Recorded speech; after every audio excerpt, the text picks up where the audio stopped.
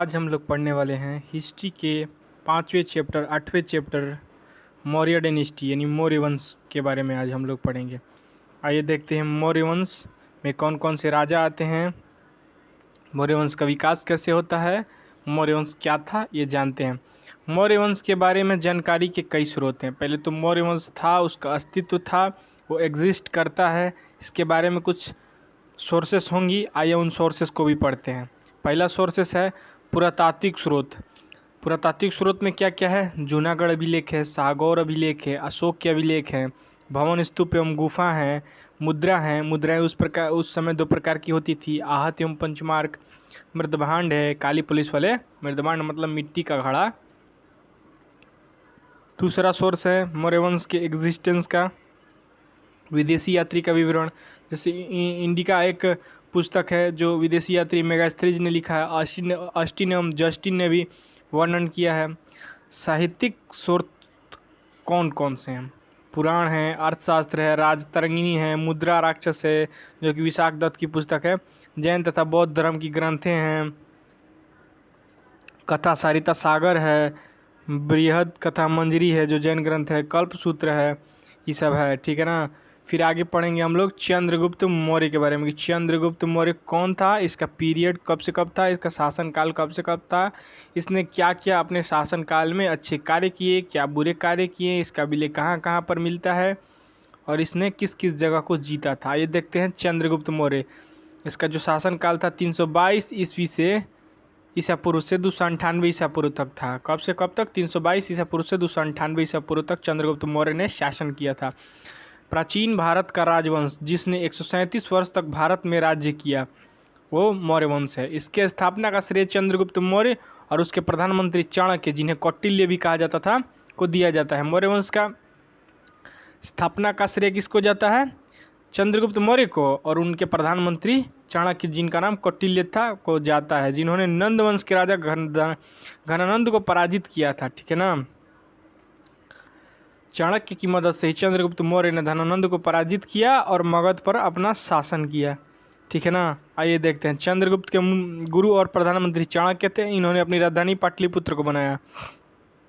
322 ईसा पूर्व चंद्रगुप्त मौर्य राजगद्दी पर बैठा। चंद्रगुप्त की माता का नाम मोरा था, जिसका संस्कृत में अर्थ मौर्य होता है, इसलिए इस वंश का नाम मौर्य वंश पड़ा। इस वंश का नाम मौर्य वंश क्यों पड़ा? क्योंकि इसके माता का नाम मोरा था और संस्कृत में मोरा को मौर्य कहा जाता है। इनकी शिक्षा तक्षशिला में हुई। चंद्रगुप्त मौर्य की शिक्षा कहाँ पर हुई? तक्षशिला में। मौर्य काल में शिक्षा का सबसे बड़ा केंद्र तक्षशिला था। विशाख दत्त ने चंद्रगुप्त मौर्य के लिए वृषल निम्न जाति का प्रयोग किया है। विशाख दत्त ने चंद्रगुप्त मौर्य के लिए क्या प्रयोग किया है? निम्न जाति वृषल प्रयोग किया है। वृषल को क्या कहा जाता है? निम्न जाति का। आगे देखते हैं चंद्रगुप्त मौर्य के बारे में। चंद्रगुप्त मौर्य का साम्राज्य उत्तर में कश्मीर से लेकर दक्षिण में कर्नाटक मैसूर तक तथा उत्तर पश्चिम में इराक यानी फारस से लेकर पूर्व में बंगाल तक फैला हुआ था। चंद्रगुप्त मौर्य जब मगध शासक बना तब यूनानी आक्रमणकारी सेल्यूकस निकेटर ने 305 ईसा पूर्व में भारत पर आक्रमण कर दिया, किंतु चंद्रगुप्त मौर्य ने उसे पराजित कर दिया और उसकी बेटी कार्नेलिया, जिसे हेलेना भी कहा जाता था, से विवाह कर लिया। और दहेज में कौन कौन सा जीता जगह? कौन कौन सी जगह लिया? एरिया, जिसे वर्तमान में हेरात कहा जाता है, अराकोसिया वर्तमान में कंधार है, जेड्रोसिया जिसे वर्तमान में बलूचिस्तान कहा जाता है, पेरिपनिसडाई जिसे काबुल कहा जाता है, ये सब एरिया उसने ले लिया। किसने? चंद्रगुप्त मौर्य ने। किससे शादी किया? कार्नेलिया, जिसको हेलेना भी बोला जाता था, सेल्यूकस निकेटर की पुत्री थी। कौन कौन सा जगह ले लिया? एरिया या हेरात, अराकोसिया या कंधार, जेरोडेसिया या बलूचिस्तान, पेरिपनिसडिया या काबुल। ठीक है ना। इसके आगे देखते हैं। इस बात का उल्लेख कहाँ है? इस बात का उल्लेख एपिया नामक यूनानी ही देता है। चंद्रगुप्त मौर्य ने भी सेल्यूकस निकेटर को 5 हाथी उपहार में दिए थे। भारतीय इतिहास का प्रथम महान सम्राट चंद्रगुप्त मौर्य को कहा जाता है। ठीक है ना। आगे देखते हैं मौर्य वंश के बारे में। आगे इस नोट्स में क्या मेंशन किया गया है देखते हैं। सेल्यूकस निकेटर के बारे में है। सेल्यूकस निकेटर ने अपना एक राजदूत मेगास्थनीज को चंद्रगुप्त मौर्य के दरबार में भेजा। यूनानी लेखक पाटलिपुत्र को पोलिब्रोथ कहते थे। पाटलिपुत्र को क्या कहते थे? यूनानी लेखक पोलिब्रोथ। ठीक।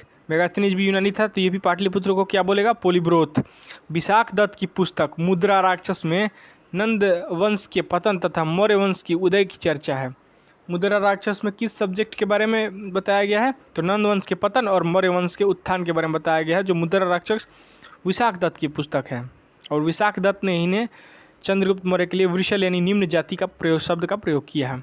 इसके अनुसार चाणक्य के सहयोग से चंद्रगुप्त मौर्य ने धनानंद का अंत कर लिया और धनानंद की पुत्री दुर्धरा से विवाह कर लिया। चंद्रगुप्त मौर्य ने धनानंद को मारकर उसकी पुत्री दुर्धरा से भी शादी किया। सेल्यूकस निकेटर को पराजित कर उसकी बेटी कार्नेलिया या हेलेना से भी शादी कर लिया, दो से शादी किया। आइए देखते हैं, मेगास्थनीज की पुस्तक इंडिका से मौर्य वंश की जानकारी मिलती है। इंडिका में लिखा है कि मौर्य काल में समाज 7 भागों में बटा हुआ था। अब 7 भाग कौन कौन है, पहला दार्शनिक, दूसरा का अहिर या पशुपालक, तीसरा का सैनिक, चौथा किसान, पांचवा निरीक्षक, छठवां कारीगर, सातवां सभासद जिसे मंत्री कहा जाता है। ठीक है ना। इसमें से सर्वाधिक संख्या किसानों की थी तथा भारतीयों को लिखने में रुचि नहीं थी। ठीक है ना, भारतीयों को किस में रुचि नहीं है, लिखने में रुचि नहीं है। इस 7 में सबसे अधिक संख्या किसकी थी, किसानों की थी। कौन कौन थे, दार्शनिक, अहिर या पशुपालक, सैनिक, किसान, निरीक्षक, कारीगर, सभासद यानी मंत्री। दार्शनिक, अहिर या पशुपालक, सैनिक, किसान, निरीक्षक, कारीगर, सभासद यानी मंत्री। ठीक है ना। आइए देखते हैं आगे क्या है। चाणक्य ने अर्थशास्त्र नामक पुस्तक की रचना की। इसमें हमें मौर्य साम्राज्य के राजनीतिक गतिविधि की जानकारी मिलती है। ठीक है ना। मौर्य वंश के बारे में सर्वाधिक जानकारी चाणक्य की पुस्तक अर्थशास्त्र से मिलती है, जो एक राजनीतिक एवं प्रशासनिक पुस्तक है। इस पुस्तक में कुल 15 अधिकरण हैं। अधिकरण को लेसन कहा जाता है। इस पुस्तक में राजा के राजत्व के सिद्धांत की चर्चा है और कहा गया है कि एक मजबूत राजा को सप्रांग सिद्धांत का पालन करना होगा। चंद्रगुप्त मौर्य ने बंगाल अभियान भी किया था, जिसकी जानकारी महास्थान अभिलेख से मिलती है। बंगाल अभियान की जानकारी महास्थान अभिलेख से, इसने बंगाल को जीता था। इसकी जानकारी किस अभिलेख से मिलती है, महास्थान अभिलेख से। चंद्रगुप्त मौर्य ने दक्षिण विजय के बारे में जानकारी तमिल ग्रंथ अहनानुर एवं मुरनानुर तथा अशोक के अभिलेख से मिलती है। चंद्रगुप्त मौर्य ने दक्षिण जीता था, ये तो एक अशोक के अभिलेख से भी मिलता है, और 2 तमिल ग्रंथ है, अहनानुर मुरनानुर। अहनानुर मुरनानुर से पता चलता है कि चंद्रगुप्त मौर्य ने दक्षिण विजय की थी। गोरखपुर में स्थित शाहगौर ताम्र अभिलेख से अकाल के दौरान चंद्रगुप्त मौर्य द्वारा किए गए राहत की चर्चा की गई है। शाहगौर अभिलेख कहाँ पर स्थित है, गोरखपुर में, उत्तर प्रदेश के गोरखपुर में, जहाँ का सांसद रवि किशन रह चुका है, वर्तमान में भी है। और शाहगौर अभिलेख में क्या मिला है, तो चंद्रगुप्त मौर्य के समय मौर्य वंश के शासनकाल में जब मगध पर अकाल आया था, 12 वर्षीय भीषण अकाल, तो उसमें चंद्रगुप्त मौर्य ने अकाल से बचने के लिए क्या राहत किया था अपनी प्रजा के लिए, उस चीज़ का विवरण शाहगौर अभिलेख में है, जो कि ताम्र अभिलेख है, जो गोरखपुर में स्थित है। जैन ग्रंथ रजावली में उल्लेख मिलता है कि चंद्रगुप्त मौर्य ने अपने पुत्र बिंदुसार को गद्दी सौंप दिया। चंद्रगुप्त मौर्य ने अपने बेटे बिंदुसार को गद्दी सौंपा। इसकी जानकारी कहाँ पर मिलती है, जैन ग्रंथ रजावली से। चंद्रगुप्त को जैन धर्म की शिक्षा भद्रबाहु के नेतृत्व में मिली थी, और भद्रबाहु के साथ ही चंद्रगुप्त मौर्य कर्नाटक के श्रवण बेलगोला में चले गए, जहाँ 298 ईसा पूर्व संलेखना या संथरा विधि से उन्होंने प्राण दे दिया। रुद्रदामन के जूनागढ़ अभिलेख, जो गिरनार में है, गुजरात से जानकारी मिलती है कि चंद्रगुप्त मौर्य के राज्यपाल पुष्यगुप्त ने सरकारी खर्च से गुजरात के सौराष्ट्र में सुदर्शन झील बनवाया। चंद्रगुप्त मौर्य का राज्यपाल कौन था, पुष्यगुप्त। इसने सरकारी खर्च से झील बनवाया था, सुदर्शन झील। इस अभिलेख ने चंद्रगुप्त मौर्य के पश्चिम विस्तार की जानकारी मिलती है। चंद्रगुप्त मौर्य का साम्राज्य पश्चिम में कहाँ तक था, तो गुजरात तक था। इसी अभिलेख से यह जानकारी मिलती है। शरीर के अंगों के समान राज्य के 7 अंग होते हैं, जो निम्नलिखित हैं। आइए देखते हैं 7 कौन कौन होते हैं। पहला कि राजा, जो कि स्वामी होता है। शरीर के अंग, शीर्ष से यह मेल खाता है। मंत्री, जिसे अमात्य कहा जाता है, और यह शरीर के आँख से मेल खाता है, आँख जैसा है। जनपद, यह क्षेत्र है, और जनसंख्या है, यह पैर से इंगित करता है खुद को। दुर्ग, जो कि किला होता है, यह बाँह से, आर्म से दिखाया गया है, क्योंकि बाँह जितना मजबूत होगा शरीर में लड़ने की क्षमता अधिक होगी, जो कि दुर्ग है। कोष जो कि धन है, जो मुख को इंगित करता है, दंड सेना न्याय है जो कि मस्तिष्क को इंगित करता है, मित्र यानी सहयोगी है जो कान को इंगित करता है। ठीक है ना। आइए आगे देखते हैं चाणक्य के बारे में। चाणक्य को विष्णुगुप्त या कौटिल्य भी कहते हैं। यह तक्षशिला विश्वविद्यालय के आचार्य थे। महावंश टीका में उल्लेख मिलता है कि चाणक्य तक्षशिला के एक ब्राह्मण थे। तक्षशिला के एक ब्राह्मण कौन थे? चाणक्य। यह कहाँ पर उल्लेखित किया गया है? महावंश टीका में। ठीक है ना। चाणक्य को भारत का मैकियावेली कहा जाता है। इनके पिता का नाम गुणी था। चाणक्य के पिता का नाम क्या था? गुणी। प्लूटार्क ने चंद्रगुप्त मौर्य के लिए एंड्रोकोटस शब्द का प्रयोग किया है। चंद्रगुप्त मौर्य को एंड्रोकोटस कहते हैं। और किसने प्रयोग किया है यह शब्द? प्लूटार्क ने। किसने? प्लूटार्क ने। आइए देखते हैं आगे। जस्टिन ने भी चंद्रगुप्त मौर्य के लिए सेंड्रोकोटस शब्द का प्रयोग किया। ठीक है ना। अब विलियम जोन्स ने यह पहचाना है कि सेंड्रोकोटस ही चंद्रगुप्त मौर्य है। ठीक है ना। प्लूटार्क ने इन्हें एंड्रोकोटस कहा है, जबकि जस्टिन ने सेंड्रोकोटस कहा है। अब विलियम जोन्स ने यह पहचाना है कि सेंड्रोकोटस ही चंद्रगुप्त मौर्य है। प्लूटार्क के अनुसार चंद्रगुप्त मौर्य ने 6 लाख की सेना लेकर चाणक्य की सहायता से संपूर्ण भारत रौंद डाला था। ठीक है ना। अब चंद्रगुप्त मौर्य का पीरियड खत्म होता है, आता है उसका बेटा बिंदुसार, जो कि जैन ग्रंथ राजावली से उल्लेख मिलता है कि चंद्रगुप्त मौर्य ने अपने बेटे को राजगद्दी दे दिया था। यह चंद्रगुप्त मौर्य का उत्तराधिकारी था। ठीक है ना। बिंदुसार, इसकी माता दुर्धरा थी। जो नंद वंश के शासक धनानंद को जब चंद्रगुप्त मौर्य ने मारा था तो उनकी बेटी दुर्धरा से शादी कर लिया था और उसी दुर्धरा से उत्पन्न होता है बिंदुसार। इसका शासनकाल 298 ईसा पूर्व से 269 ईसा पूर्व तक रहता है। इसके राज्य का संचालक चाणक्य करते थे। ठीक है ना। इसकी पत्नी का नाम चारुमित्रा और शुभद्रांगी था। बिंदुसार की पत्नी 2 थी, चारुमित्रा और शुभद्रांगी। इसके पुत्र का नाम सुशीम, अशोक, तुष्य था। 3 मुख्य पुत्र थे, सुशीम, अशोक और तुष्य। 2 मुख्य रानियां थी, चारुमित्रा और शुभद्रांगी, जिन्हें यहाँ पर मेंशन किया गया है। इसके दरबार में सीरिया के नरेश एंटियोकस ने अपना राजदूत डायमेकस को भेजा।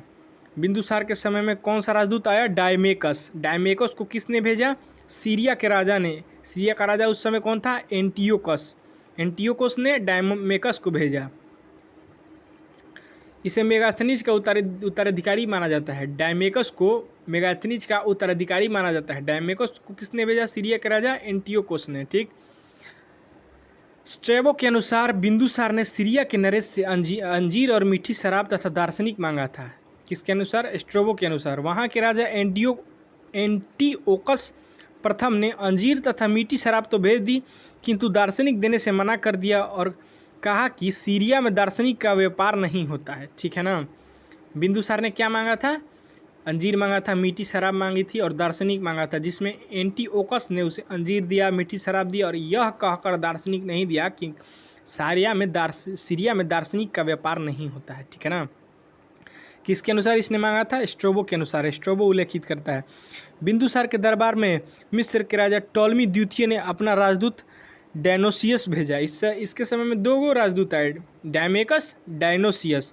डायमेकस को सीरिया के राजा एंटिओकस ने भेजा और डायनोसियस को मिस्र के राजा टॉलमी द्वितीय ने भेजा। ठीक है ना।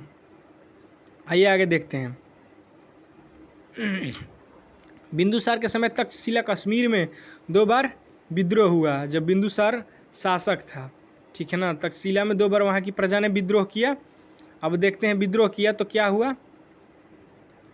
उस समय तक्षशिला का राजकुमार बिंदुसार का बड़ा बेटा सुसीम था, जो इस विद्रोह को दबाने में असफल रहा। ठीक।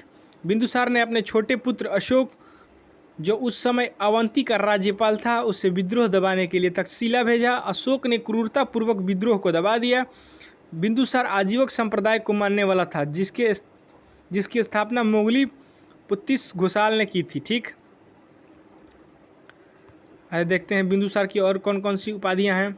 बिंदुसार को अमित्र घात और शत्रु विनाशक भी कहते हैं। ठीक है ना। वायु पुराण में इसे भद्रशार भी कहा गया है।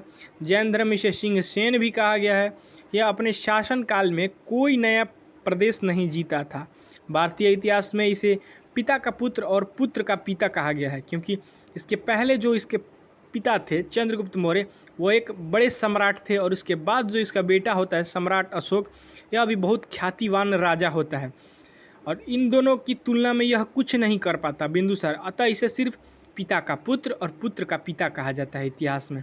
इसके कुछ नाम हैं, बिंदुसार को अमित्रघात और शत्रु विनाशक भी कहते हैं, याद रखना है। वायु पुराण में इसे भद्रसार कहा गया है, जैन ग्रंथ में इसे सिंहसेन कहा गया। खत्म होता है, अशोक का पीरियड शुरू होता है।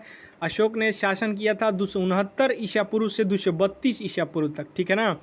इसका जन्म 304 ईसा पूर्व पाटलिपुत्र में हुआ था, ठीक है ना। इसके पिता का नाम बिंदुसार था तथा माता का नाम सुभद्रांगी था। दोगो उसकी पत्नी थी बिंदुसार की, चारुमित्रा और सुभद्रांगी। तो सुभद्रांगी से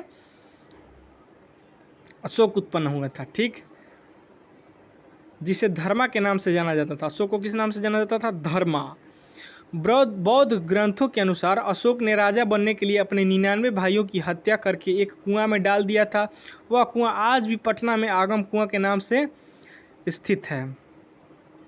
अशोक का राज्य अभिषेक कब हुआ था? अशोक का राज्य अभिषेक 269 ईसा पूर्व में अशोक ने अपना राज्य अभिषेक कराया। राज्य अभिषेक के 8वें वर्ष अर्थात 261 ईसा पूर्व में अशोक ने कलिंग पर आक्रमण किया तथा कलिंग की राजधानी तोसली पर अधिकार कर लिया, ठीक है ना। कलिंग आक्रमण की जानकारी खारवेल के हाथी गुफा अभिलेख से मिलती है। कहाँ से मिलती है? खारवेल के हाथी गुफा अभिलेख से। इस अभिलेख के अनुसार कलिंग आक्रमण के समय कलिंग का राजा नंदराज था, ठीक है ना। आइए आगे देखते हैं। कलिंग में हुए भीषण नरसंहार को देखकर अशोक का हृदय परिवर्तन हो गया और अशोक ने युद्ध नीति को सदा के लिए त्याग दिया और भैरी घोष के स्थान पर धम्म घोष को अपना लिया, उसकी स्थापना कर दी। ऐसा माना जाता है कि अशोक ने हाथियों को प्राप्त करने के लिए कलिंग पर आक्रमण किया था, क्योंकि कलिंग के क्षेत्र में हाथियाँ अच्छे किस्म की मिलती है। हाथियों को पाने के लिए इसने कलिंग पर आक्रमण किया था। कलिंग आक्रमण के बाद अशोक ने बौद्ध धर्म अपना लिया, क्योंकि इसका हृदय परिवर्तन हो गया था। इसे बौद्ध धर्म अपनाने की प्रेरणा इसके भतीजे निग्रोध से मिली थी। किससे मिली थी? इसके भतीजे निग्रोध से मिली। जबकि बौद्ध धर्म की शिक्षा उपगुप्त ने दी। अशोक को बौद्ध धर्म की शिक्षा किसने दी? उपगुप्त ने। जबकि बौद्ध धर्म अपनाने की प्रेरणा किसने दी? भतीजे निग्रोध ने। अशोक शुरुआत में ब्राह्मण धर्म मानता था, परंतु बाद में बौद्ध धर्म अपना लिया। अशोक का बौद्ध धर्म उसका व्यक्तिगत धर्म था। उसने कभी भी बौद्ध धर्म को राजकीय धर्म घोषित नहीं किया, किंतु अशोक बौद्ध धर्म का संपादक था, संरक्षक था, कार्यकर्ता था। आगे देखते हैं। अशोक ने बौद्ध धर्म के प्रचार के लिए अपने बेटे महेंद्र एवं बेटी संघमित्रा को श्रीलंका भेज दिया, ठीक है ना। ये देखते हैं कि इसके कौन कौन धर्म प्रचारक कहाँ कहाँ गए थे बौद्ध धर्म का प्रचार करने के लिए, ठीक है ना। यहाँ पर लिखा है अशोक द्वारा भेजे गए धर्म प्रचारक महेंद्र एवं संघमित्रा, इसकी जो पुत्र एवं पुत्री थी वे श्रीलंका गए थे। महाधर्म रक्षित महाराष्ट्र गए थे। म से महाधर्म रक्षित, म से महाराष्ट्र। सोना तथा उत्तरा स्वर्णगिरी स्वर्ण भूमि म्यांमार गए थे। स से सोना, सोना तथा उत्तरा स्वर्ण भूमि म्यांमार गए थे। महारक्षित यवन देश गया था। म से महादेव, म से मैसूर, महादेव मैसूर गए थे। मंझिम हिमालयी क्षेत्र गए थे। मंजिकांतिक कश्मीर तथा गंधार गए थे। आइए देखते हैं। बौद्ध धर्म ग्रहण करने के बाद अशोक ने अपने राज्य अभिषेक के 8वें वर्ष से ही धर्म यात्रा प्रारंभ की, जिसका क्रम इस प्रकार है। पहले बोध गया, फिर कुशीनगर, तब लुम्बिनी नगर, तब कपिलवस्तु, तब सारनाथ, तब श्रावस्ती। पहले बोध गया, तब कुशीनगर, तब लुम्बिनी, तब कपिलवस्तु, तब सारनाथ, तब श्रावस्ती। बोध गया, कुशीनगर, लुम्बिनी, कपिलवस्तु, सारनाथ, श्रावस्ती। बोध गया, कुशीनगर, लुम्बिनी, कपिलवस्तु, सारनाथ, श्रावस्ती। बोध गया, कुशीनगर, लुम्बिनी, कपिलवस्तु, सारनाथ, श्रावस्ती। आगे देखते हैं। अशोक ने अपने शासन के 10वें वर्ष सर्वप्रथम बोध गया की यात्रा की। उसके बाद 20वें वर्ष लुम्बिनी नामक ग्राम की यात्रा की और टैक्स घटाकर केवल 1/8 कर लेने की घोषणा की, ठीक है ना।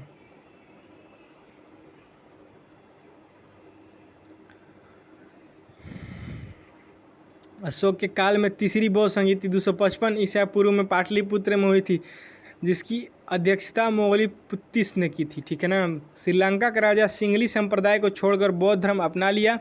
अशोक धार्मिक रूप से सहिष्णु था, अर्थात वह किसी भी धर्म के साथ भेदभाव नहीं रखता था। नोट में क्या लिखा है कि श्रीलंका का राजा अशोक के उपदेशों का पालन करते थे, किंतु श्रीलंका अशोक के अधीन नहीं था। अशोक के समय मुद्राएं सोने की होती थी जिन्हें स्वर्ण कहा जाता था, चांदी की मुद्राएं को कारशापण कहा जाता था, तांबे की मुद्राएं को काकड़ी कहा जाता था। ठीक है ना। अब दिया है कि अशोक ने आजीवक संप्रदाय के लोगों को गया में स्थित बराकर की पहाड़ियों पर 4 गुफा ध्यान दिया। कौन कौन? सुदामा गुफा, कर्ण गुफा, चौपड़ा गुफा, विश्व झोपड़ी। आगे देखते हैं। आजीवकों के लिए नागार्जुन गुफा दशरथ द्वारा प्रदान किया गया था। इसका उत्तराधिकारी कुणाल था। ठीक है ना। अशोक की 5 पत्नियां असंधिता, देवी, करुआती, पद्मावती, नित्यारक्षक थीं, जिसमें अशोक पर सर्वाधिक प्रभाव कारुवाकी का था। ठीक है ना। कारुवाकी, असंधिता, देवी, कारुवाकी, पद्मावती, नित्यारक्षक। असंधिता, देवी, कारुवाकी, पद्मावती, नित्यारक्षक। असंधिता, देवी, कारुवाकी, पद्मावती, नित्यारक्षक। कारुवाकी कहने पर ही अशोक ने युद्ध त्याग दिया था। कल्हण की पुस्तक राजतरंगिणी से पता चलता है कि उसका अधिकार कश्मीर पर भी था। अशोक ने कश्मीर में झेलम नदी के तट पर श्रीनगर की स्थापना की तथा नेपाल में ललितपत्तनम, देवपत्तनम नामक नगर बसाया। अशोक ने क्या क्या बसाया? कश्मीर में श्रीनगर और नेपाल में ललितपत्तनम, देवपत्तनम नामक 2 नगर बसाया। अशोक भारत का पहला ऐसा शासक था जिसने अपने संदेशों को अभिलेख के माध्यम से जनता तक पहुंचाया। अतः अशोक को भारत में अभिलेखों का जनक कहा जाता है अशोक को। ठीक है ना। आगे देखते हैं। अशोक को अभिलेख लिखने की प्रेरणा इराक के राजा डेरियस दारा या दाएबाहु से मिली। किससे मिली? दारा, जिसे डेरियस भी कहा जाता था या दाएबाहु भी कहा जाता था। अशोक के अभिलेखों की भाषा प्राकृत थी, जिसमें 4 लिपियों में लिखा जाता था। कौन कौन 4 लिपि? ब्राह्मणी लिपि, खरोष्टी लिपि, अरमाइक लिपि, ग्रीक लिपि।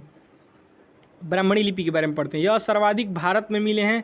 इसे बाईं से दाईं ओर लिखा जाता था, लेफ्ट टू राइट लिखा जाता था। इसे कैसे? Left to right. ब्राह्मणी लिपि को बाईं से दाईं लिखा जाता था। दूसरे नंबर पर आती है खरोष्टी लिपि। यह पाकिस्तान के उत्तर पश्चिम में मिले हैं। यह दाईं से बाईं ओर लिखी जाती थी। खरोष्टी लिपि कहाँ मिली है? पाकिस्तान के उत्तर पश्चिम में, और यह दाएं से बाएं लिखा जाता था। अरमाइक लिपि यह अफगानिस्तान में मिला है। बस इसके बारे में इतने जानकारी है। कहाँ से कहाँ तक लिखा जाता है ये नहीं बताया गया। ग्रीक लिपि यह अफगानिस्तान के उत्तरी सीमा में मिला है। 2 तो अफगानिस्तान में मिला है, एगो अरमाइक लिपि, एगो ग्रीक लिपि, जिसमें ग्रीक अफगानिस्तान की उत्तरी सीमा में मिला है। ब्राह्मणी लिपि तो भारत में मिली है। खरोष्टी लिपि पाकिस्तान के उत्तर पश्चिम में मिला है, जिसे दाएं से बाएं में लिखा जाता है। अशोक के शिलालेख को पहली बार टी फैंथ लेयर ने 1750 में खोजा था। अशोक के शिलालेख को किसने खोजा था सबसे पहली बार? टी फैंथेलर ने 1750 में। अशोक के अभिलेख को पढ़ने और समझने की पहली सफलता 1837 ईस्वी में जेम्स प्रिंसेस ने की। अशोक को अभिलेख को तो खोजा टी फैंथेलर ने 1750 में, लेकिन इसे पढ़ा गया 1837 ईस्वी में, समझा गया 1837 ईस्वी में। किसके द्वारा? जेम्स प्रिंसेप के द्वारा। अशोक ने अपनी अधिकतर अभिलेखों में अपना नाम देव नाम प्रियदर्शी यानी देवताओं का पसंद लिखा है। मध्य प्रदेश में गुर्जरा तथा कर्नाटक में मास्की, नेदर तथा उदगेलना अभिलेखों से अशोक का स्पष्ट नाम अशोक लिखा हुआ मिलता है। गुर्जरा तथा मास्की और उद्गोलन तथा नेदर। ठीक है ना। भाब्रू अभिलेख में अशोक के लिए मगध साम्राज्य का प्रयोग किया गया। भाब्रू अभिलेख में। ठीक है ना। असम से अशोक का कोई भी साक्ष्य नहीं मिलता है, जिससे यह पता चलता है कि यह क्षेत्र अशोक के साम्राज्य से बाहर था। अशोक 84,000 स्तूपों का निर्माण करवाया था। अशोक के शिलालेखों को 3 भागों में बांटा गया है। कौन कौन? शिलालेख, स्तंभलेख, गुहालेख। ठीक है ना। कौन कौन? अरे यार थोड़ा मैनेज कीजिएगा, दिक्कत हो रहा है। शिलालेख यह बृहद शिलालेख तथा लघु शिलालेख में विभाजित था। बृहद शिलालेख मतलब बड़ा शिलालेख, लघु शिलालेख मतलब छोटा शिलालेख। शिलालेख मतलब होता है पत्थर पर लिखना। स्तंभलेख मतलब स्तंभ के समान ऊंचाई पर लिखना। इसमें दीर्घ स्तंभलेख एवं लघु स्तंभलेख में इन्हें विभाजित किया गया है। गुहालेख ये गुफाओं में लिखे जाते थे। ठीक है ना। अब आते हैं अशोक के 14 शिलालेख। 14 मतलब होता है 14। अशोक के 14 शिलालेख थे। 14 शिलालेख के बारे में हम पढ़ेंगे। प्रथम शिलालेख इसमें अहिंसा पर बल दिया गया और पशु बलि पर रोक लगाया गया। सब मनुष्य मेरे बच्चे हैं, इसमें लिखा है। ठीक। द्वितीय शिलालेख, इसमें पशु चिकित्सा की चर्चा है।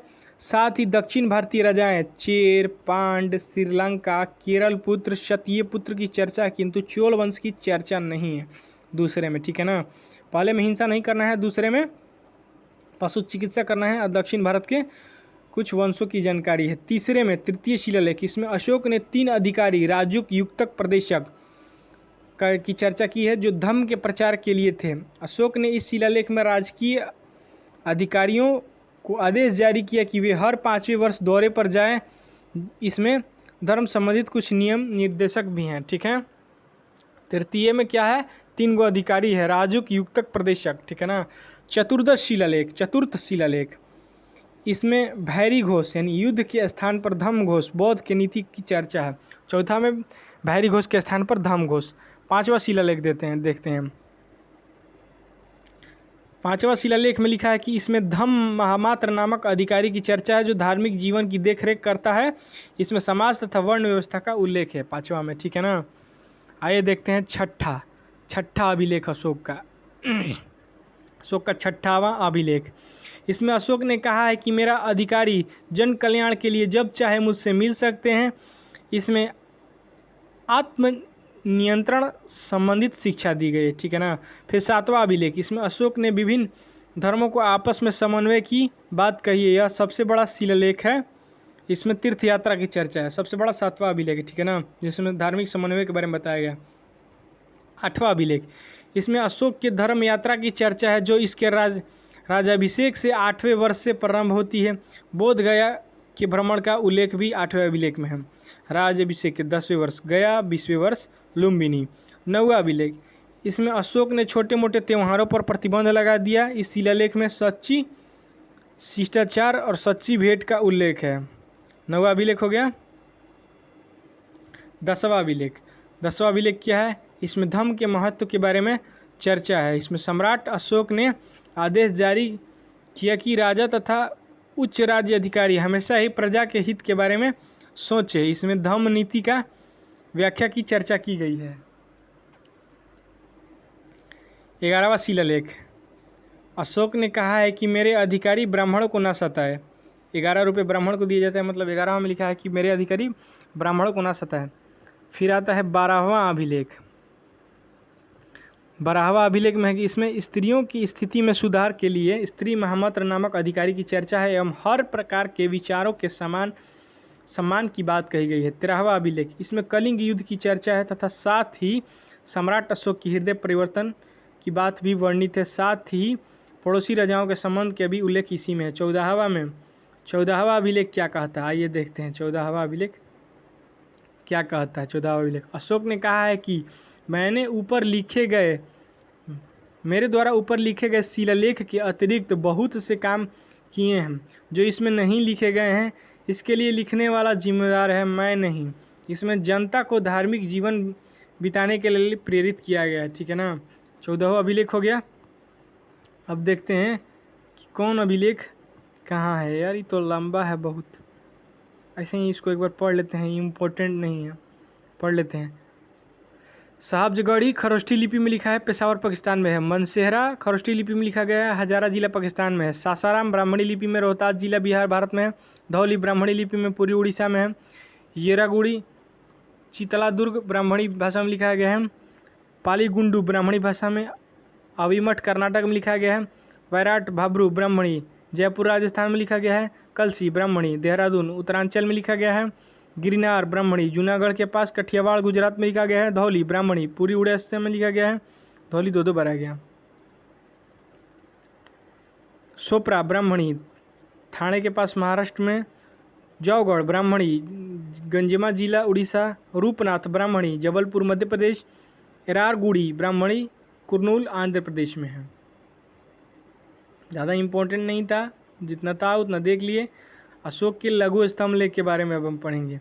अशोक के स्तंभ लेख जिन्हें लघु अभिलेख भी कहा जाता है। भाब्रू अभिलेख छोटे छोटे अभिलेख है जिनके बारे में पढ़ लेते हैं। राजस्थान के भाब्रू अभिलेख में अशोक ने खुद को मगध का सम्राट बताया है। भाब्रू अभिलेख में इसने बुद्ध धर्म के त्रिरत्न बुद्ध, धंग, धम्म और संघ की चर्चा की है। किस अभिलेख में? भाब्रू अभिलेख में। अशोक के 7 स्तंभ लेख, लघु अभिलेख मिले हैं कौन कौन? आइए देखते हैं। पहल का है रुमनदेही अभिलेख, जो कि नेपाल में है। यह नेपाल के लुम्बिनी में है। यह अरमाइक लिपि में है। जाहिर सी बात है, भारत के बाहर है तो अरमाइके में होगा, भारत में तो होगा तो ब्राह्मणी में होगा। यह सबसे छोटा अभिलेख है। यह एकमात्र अभिलेख है जिसमें अशोक ने प्रशासनिक चर्चा करके आर्थिक क्रियाकलाप की चर्चा की है, ठीक है ना। दूसरा का है कौशाम्बिक अभिलेख। ये कहाँ पर है? उत्तर प्रदेश में है। कौशाम्बिक अभिलेख कहाँ पर है? उत्तर प्रदेश में। इसमें अशोक ने अपनी पत्नी कारुवाकी द्वारा किए गए दान की चर्चा की है, अतः इसे रानी का अभिलेख भी कहते हैं। अकबर ने इसे इलाहाबाद स्थापित करवा दिया था। तीसरा है टोपरा अभिलेख, यह हरियाणा में है। फिरोज शाह तुगलक ने इसे दिल्ली के तुगलकाबाद में स्थापित करा दिया था। चौथा है मेरठ अभिलेख, ये उत्तर प्रदेश में। पहले यह मेरठ में था, फिरोज शाह तुगलक ने इसे दिल्ली के तुगलकाबाद में स्थापित करवा दिया। पांचवा है रामपुरवा अभिलेख। रामपुरवा अभिलेख यह बिहार के चंपारण में है। इसकी खोज 1872 ईस्वी में कार्लाइल ने की थी। रामपुरवा अभिलेख की खोज कार्लाइल ने कब? 1872 ईस्वी में। लौरिया नंदनगढ़, यह बिहार के चंपारण में है। लौरिया अलिराज, यह बिहार के चंपारण में है। फिर निगाली सागर स्तंभ लेख, नेपाल, इसको पढ़ते हैं। निगाली सागर स्तंभ लेख नेपाल में जो है, इस स्तंभ लेख से पता चलता है कि अशोक अपने राज्याभिषेक के 12वें वर्ष निगाली सागर आया तथा यहाँ कनक मुनि के स्तूप का संवर्धन किया, ठीक है ना। का मतलब कनक मुनि के स्तूप को बनवाया, ठीक है ना। सर ए कुना अभिलेख, यह अफगानिस्तान के कंधार से मिला है, जो ग्रीक तथा अरमाइक भाषा में। आगे पढ़ते हैं, आइए आगे देखते हैं। ये थोड़ा लंबा है, कलिंग अभिलेख वाला देखते हैं। कलिंग अभिलेख में अशोक ने कहा है कि संसार के सभी मानव मेरी संतान पुत्र हैं। मैं एक माँ की भांति उसके सांसारिक तथा परलौकिक जीवन की कामना करता हूँ, मतलब अच्छे जीवन की कामना करता हूँ। अशोक ने कहा है कि जिस प्रकार एक माँ अपने बच्चे को योग धाम को देकर निश्चित हो जाती है, उसी प्रकार मैं भी समाज की देख रेख के लिए राजुक को नियुक्त किया हूँ। राजुक अच्छे व्यक्ति को पुरस्कृत कर सकते हैं और गलत व्यक्ति को दंडित कर सकते हैं। आगे देखते हैं।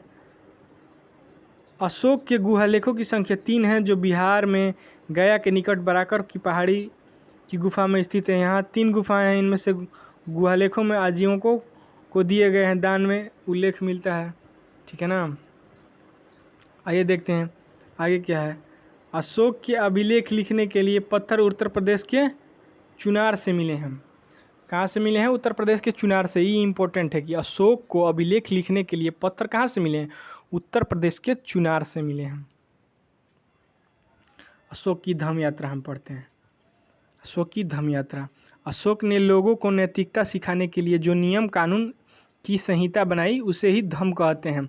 अशोक का धम्म स्वनियंत्रित पर आधारित था। स्वनियंत्रण पर मतलब खुद के नियंत्रण पर। अशोक की धम्म की परिभाषा राहुलोवाद सूत्र से ली गई है। किससे ली गई है? राहुलोवाद सूत्र से। अपने आप को नियंत्रित करना धम्म नीति का मूल सिद्धांत है, ठीक है ना।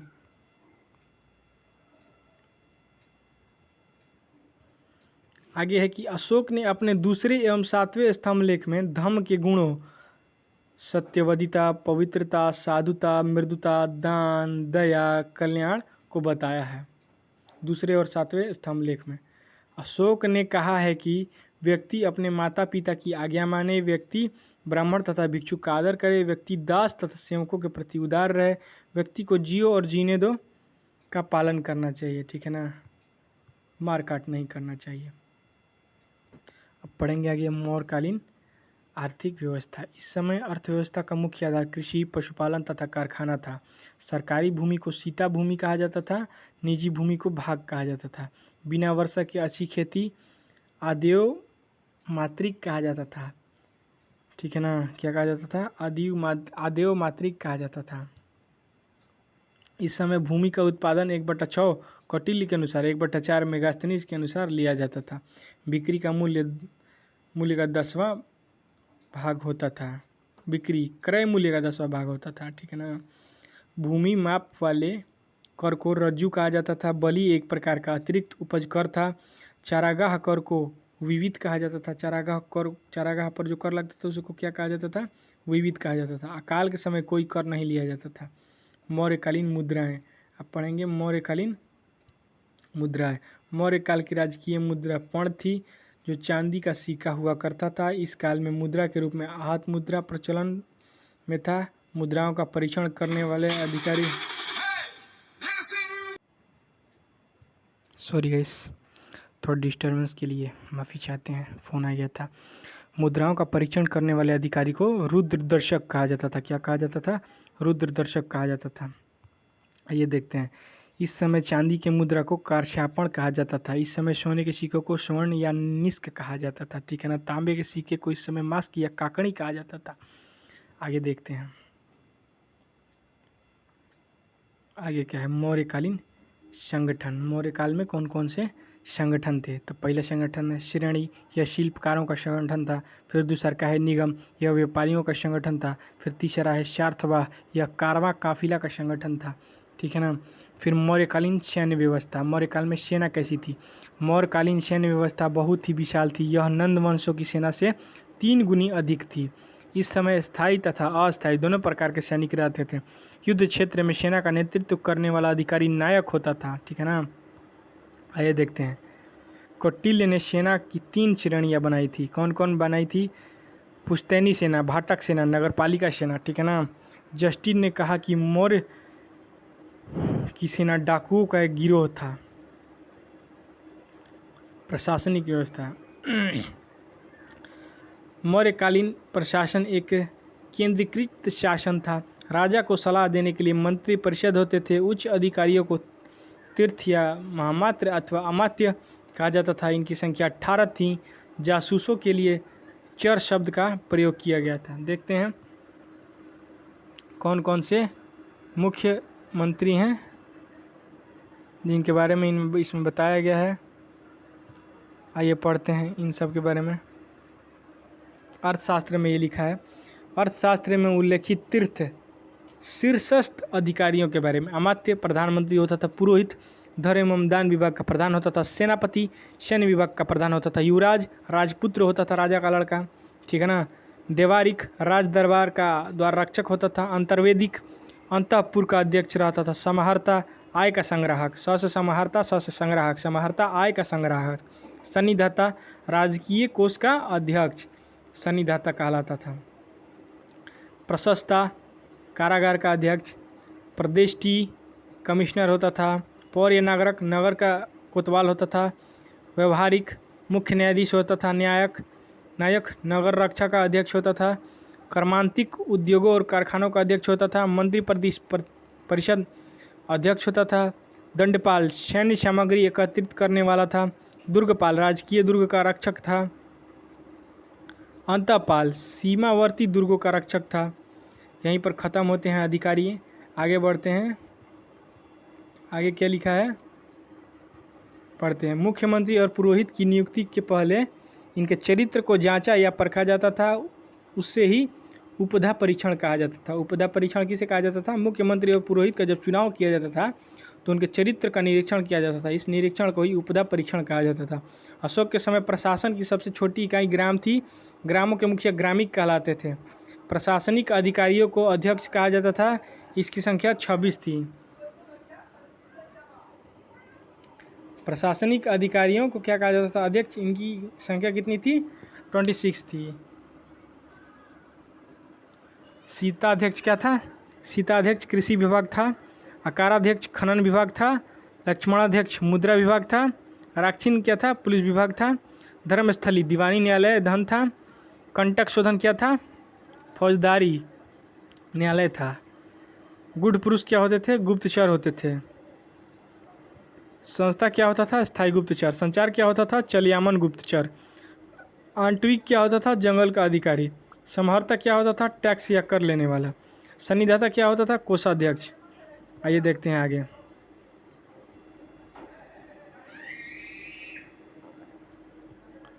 मेगास्थनीज के अनुसार नगर का प्रशासन 30 सदस्यों का एक मंडल चलाता था। यह मंडल 6 समितियों में विभक्त होता था। प्रत्येक समिति में 5 सदस्य होते थे, ठीक है ना। देखते हैं न्याय व्यवस्था। मौर्य काल में सम्राट ही सर्वोच्च न्यायालय, अंतिम न्यायालय तथा न्यायाधीश था। राजा का फैसला ही अंतिम सर्वमान्य होता था। ग्राम सभा सबसे छोटा न्यायालय था जहां वृद्ध जन अपने निर्णय लेते थे। सर्वोच्च न्यायालय राजधानी में स्थित होता था। मुख्य न्यायाधीश को धर्माधिकारी कहा जाता था। अर्थशास्त्र के अनुसार राज्य में 2 प्रकार के न्यायालय होते थे। पहला धर्मस्थीय, जिसे दीवानी कहा जाता था। इसके द्वारा दीवानी तथा विवाह संबंधित विवादों का निपटारा किया जाता था। फिर कंटक शोधन, ये फौजदारी होती थी। इसके द्वारा फौजदारी तथा मारपीट जैसे समस्याओं का निपटारा होता था। अशोक के काल में जनपदीय न्यायालय के न्यायाधीशों को राजुक कहा जाता था। गुप्तचर व्यवस्था, मौर्य काल में गुप्तचर विभाग के प्रधान को महामात्य प्रसर्प कहा जाता था। अर्थशास्त्र में गुप्तचरों को गूढ़ पुरुष तथा इसके प्रमुख अधिकारी को सर्प महामात्य कहा जाता था।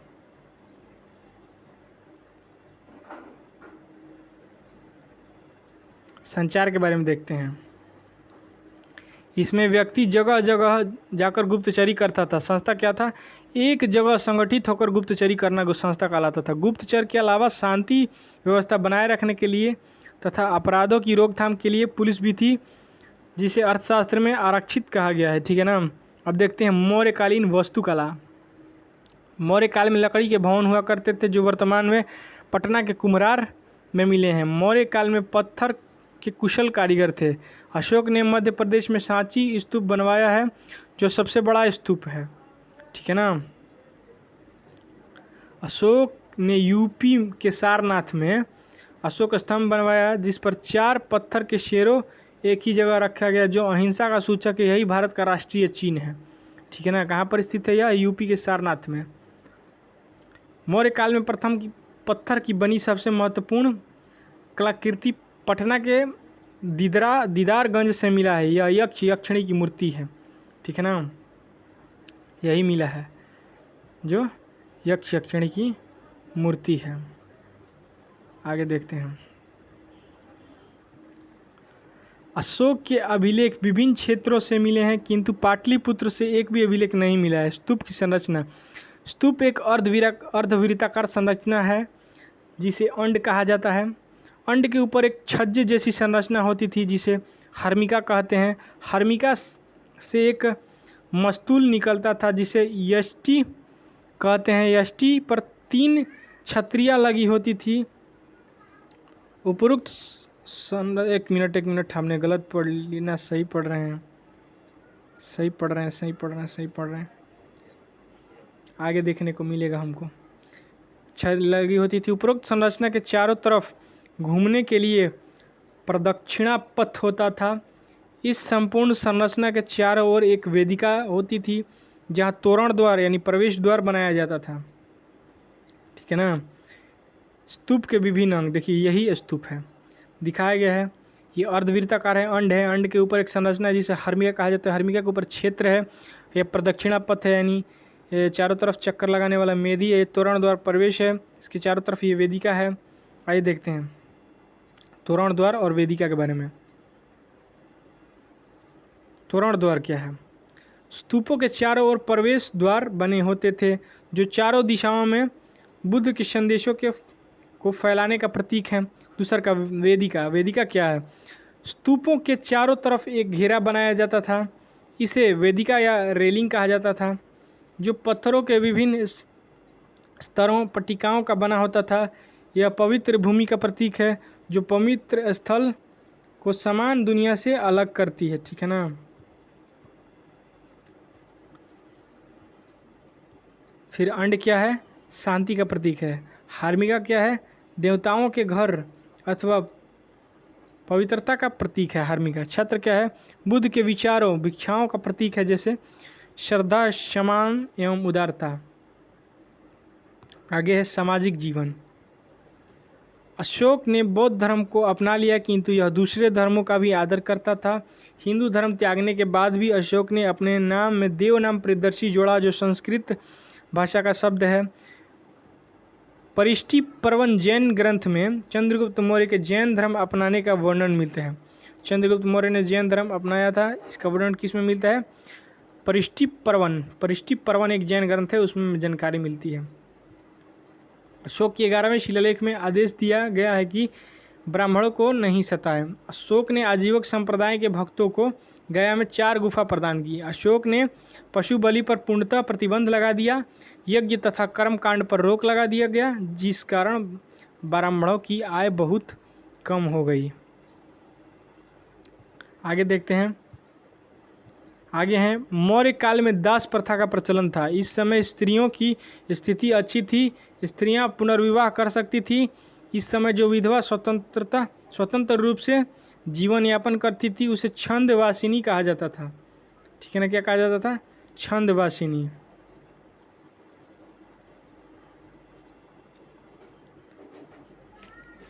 स्वतंत्र रूप से वेश्यावृत्ति करने वाली महिला रूपाजीवा कहलाती थी। इनके कार्यों का देखरेख गणिकाध्यक्ष करते थे। इस समय तलाक को मोक्ष कहा जाता था, मतलब तलाक का प्रचलन था।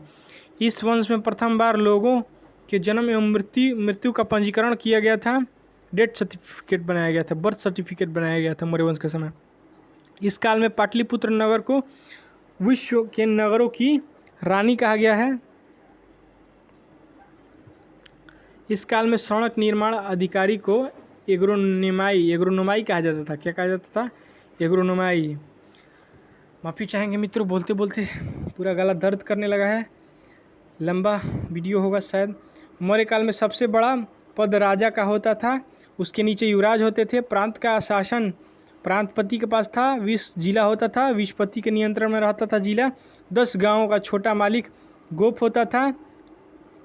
जो प्रशासन की सबसे छोटी इकाई गांव हुआ करती थी, जो ग्रामीण मुखिया के नियंत्रण में रहता था। इस समय न्यायाधीश को राजुक कहा जाता था। मौर्य काल में प्रांतों की संख्या 4 थी, लेकिन अशोक के समय 5 हो गई, जो निम्नलिखित है। कौन कौन 5 हो गई? आइए देखते हैं।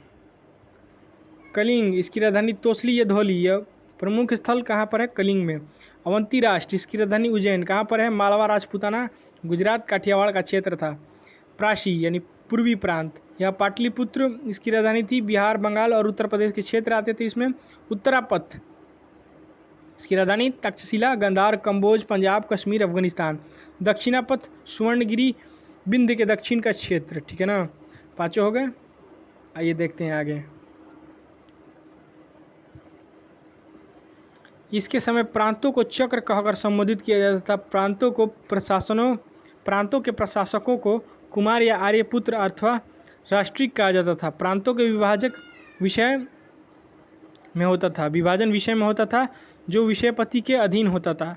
अशोक के उत्तराधिकारी के बारे में कुछ पढ़ लेते हैं। अशोक के उत्तराधिकारी कौन कौन थे? अशोक के उत्तराधिकारी के बारे में पढ़ते हैं। 232 ईसा पूर्व में पाटलिपुत्र में अशोक की मृत्यु हो गई। अशोक की मृत्यु के बाद मगध की गद्दी पर अशोक का पुत्र कुणाल बैठा। अशोक के पौत्र यानी पुत्र का पुत्र दशरथ ने 8 वर्षों तक शासन किया। अशोक की भांति उन्होंने देव नाम प्रियदर्शी की उपाधि धारण किया तथा आजीवक संप्रदाय के साधुओं के लिए गया जिला में नागार्जुन पहाड़ी पर 3 गुफा का निर्माण करवाया। ठीक है ना, ये देखते हैं आगे। अशोक का कोई भी उत्तराधिकारी योग्य नहीं था। मौर्य वंश का अंतिम शासक बृहद्रथ था, जो कमजोर एवं अयोग्य शासक था। इसके शासनकाल में कलिंग नरेश खारवेल ने कलिंग को मगध से स्वतंत्र कर लिया। बृहद्रथ का सेनापति पुष्यमित्र शुंग था, जिसने सेना के निरीक्षण के दौरान बृहद्रथ की हत्या कर दी और मौर्य वंश के स्थान पर शुंग वंश आ गया। क्या हुआ था ना कि बृहद्रथ इस वंश का अंतिम शासक था और जो पुष्यमित्र शुंग था वो चालाक था। वो बृहद्रथ को ले गया सेना दिखाने के लिए और भाला खोपकर बृहद्रथ को मार दिया पुष्यमित्र शुंग ने। मौर्य वंश के पतन का क्या कारण था? आखिरी टॉपिक देख लेते हैं। अशोक की युद्ध नीति को त्याग देना, अशोक का बौद्ध धर्म के प्रति अत्यधिक झुकाव होना। अशोक ने बौद्ध भिक्षुओं को इतना दान दिया कि आर्थिक संकट उत्पन्न हो गया। पतन का सबसे बड़ा कारण अशोक का उत्तराधिकारी अयोग्य होना था। साथ ही विभिन्न अधिकारियों में भ्रष्टाचारिता आ गई थी। नोट, मौर्य काल में वर्ष की शुरुआत आषाढ़ यानी जुलाई के महीने से होती थी। किस महीने से होती थी? जुलाई के महीने से होती थी। इसी के साथ हमारा ये 8वां भी चैप्टर भी ख़त्म होता है। हमारे चैनल स्टडी जोन को ज़्यादा से ज़्यादा सब्सक्राइब करें, लाइक करें और बेल आइकन को भी प्रेस कर दें ताकि आने वाले समय में हमारे सारे वीडियो आपको मिलते रहें।